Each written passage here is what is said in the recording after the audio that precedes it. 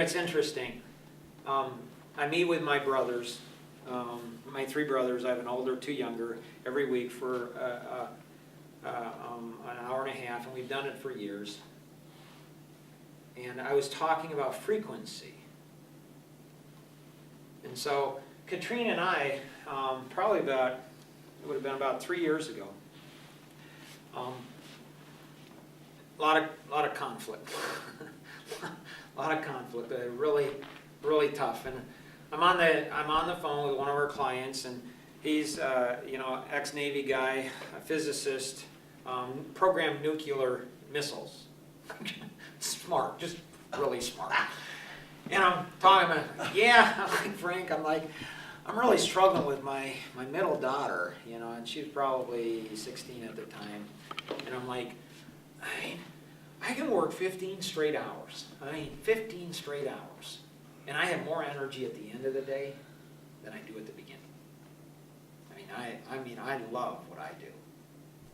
I said, but I walk in the room with Katrina, and I'm in there for 3 minutes. She doesn't have to say anything to me. I don't have to say anything to her. And my energy, whoop, it's gone. I have nothing left. Now, the truth is, it's probably the same thing with her. It's never one-sided. Okay? I'm draining her energy as much as she's draining mine. So it wasn't about her. It's about, I don't understand. And I want to understand. I really do. He's like, oh, that's easy. Like, it is? He's like, oh yeah. I'm like, cool, tell me. He's like, you're just different frequencies. So I wish I knew back in grade school what I know now, because man, I'd have studied everything. Science, and I'm studying science, going on the internet, looking at atoms and all these different things. This is where a lot of this stuff comes from in the journal, because I'm like, what do? I start studying frequencies. Look at radio frequency, microwave, going up to the X-ray and the gamma wave. He's like, you're different frequencies. I'm like, whoa, that's really cool. So I call Katrina in afterwards, and I go ahead and I start talking to her, and I say, hey, I think I figured out something. So we talk, and oh, cool, and that has helped to understand. I had a Valentine banquet a few weeks later. I'm talking with my wife and say, oh yeah, Frank said this about, and there's 2 of the 7 kids that drive me insane. It's just like, I can't survive. And my wife's like, I don't know, I'm fine with them. Like, how can you be fine with them? And then there's 2 other kids that drive her totally insane. Like, she cannot put up with them. And I'm like, how can you not? They're fine. And it's frequencies. It's understanding, the frequencies. And so accelerating it, it's understanding the next dimension principle and saying, okay, I'm going to go deep with people, and I'm going to go fast.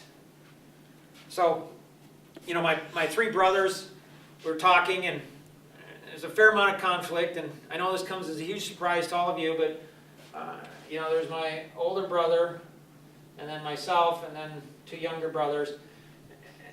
And this is going to shock you all. You're kidding. We would have never guessed.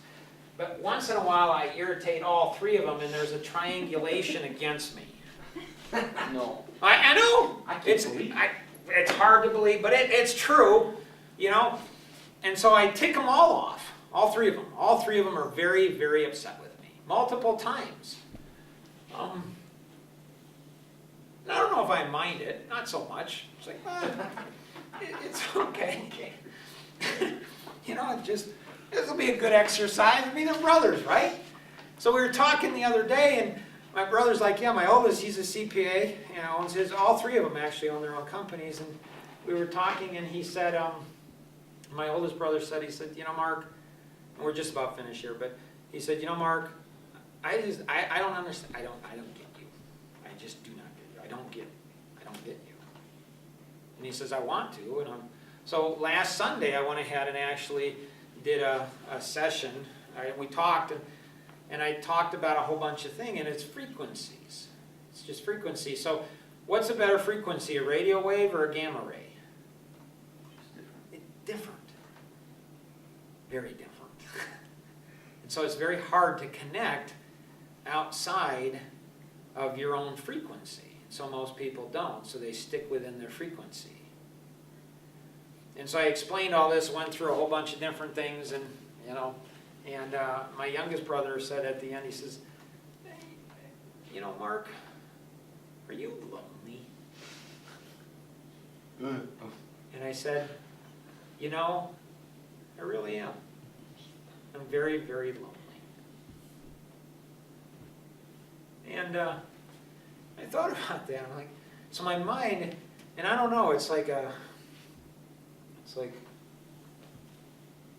if you've ever seen It's a Beautiful Mind, the movie, like the whole way through the movie, I'm like, man, this is so cool. I love this movie. I'm just like that guy. And then at the end of the movie, I'm like, oh my gracious. I hope that's not how my life ends.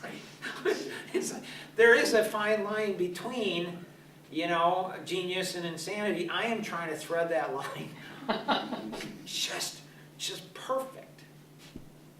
And so, being able to connect, there's all of these different experiences, and I thought, very soon after my brain started kicking in, and I'm like, well, if you're talking dimensionally, because I've shared that with a whole bunch of people about how lonely I am, and they're like, I would not have guessed that with you. Like, no, I really am very lonely. But I've experienced some really powerful, deep connections in seconds. Like, that situation with Dee was very normal for me. That happens all the time. A lot of people never experience it once in their life. So when you get those kind of experiences, like all over the place, my younger brother's in the military. I've been meeting with my two nieces for 5 years now. They're 5 and 7, and the experiences I've had with them are just mind blowing. Just mind blowing. And my brother's like, I just don't get you. What do you talk to every week? And they solved the problem that Peter and I had. So Jim Rohn, he's a pretty smart guy, a lot of influential. So Peter and I are talking a number of years back, and Peter's like, Mark, can we have a coaching session on how to motivate people? And I'm like, yeah, sure. And so we start talking, and Peter says, well, I'm a big follower of Jim Rohn, and Tom is too. And he says, Jim Rohn says, I don't know how to motivate people, so I find motivated people. I'm like, ooh, I wish he was alive. He just passed away too soon before. And I said, I'd have a couple questions. Peter, like, well, what? I said, well, the first question I have is, what if your vision is so large, like 7 billion people? What if there's not enough motivated people? I got to find out how to motivate people. And I said, the other question that's even more is, what if some of those unmotivated people are your own children? So I set out on a journey to go ahead and discover how to motivate people. So I know a lot of smart people, very influential people, invited to the White House, and know a lot of, I know a lot of really bright people. So I started asking all these bright people, what's the secret to motivation? And nobody knows. So one day I'm talking to the girls we started off writing a book, Relationships for a Lifetime, how to create relationships for a lifetime. And so one is 5, the other's 7, and I said, hey, Brianna, Olivia, Uncle Mark's having a little struggle. He's trying to figure out how to motivate people. Girls have any suggestions? And Brianna, bless her heart, 7 years old, she's like, well, Uncle Mark. She's like, in Girl Scouts, the way they motivate us to sell cookies is to go ahead and share stories. I'm like, duh. All these smart people, all this education, all this stuff, and I don't know how to motivate people, but a 7-year-old does. Now you think about the genius of that brain of a 7-year-old. She had to know, one, what motivation was. Sure. Then she had to go ahead and say, how was I motivated? What's the situation I was motivated in? Then she had to say, okay, here's the situation I was motivated. How did they do that? A 7-year-old. To me, people intoxicate me.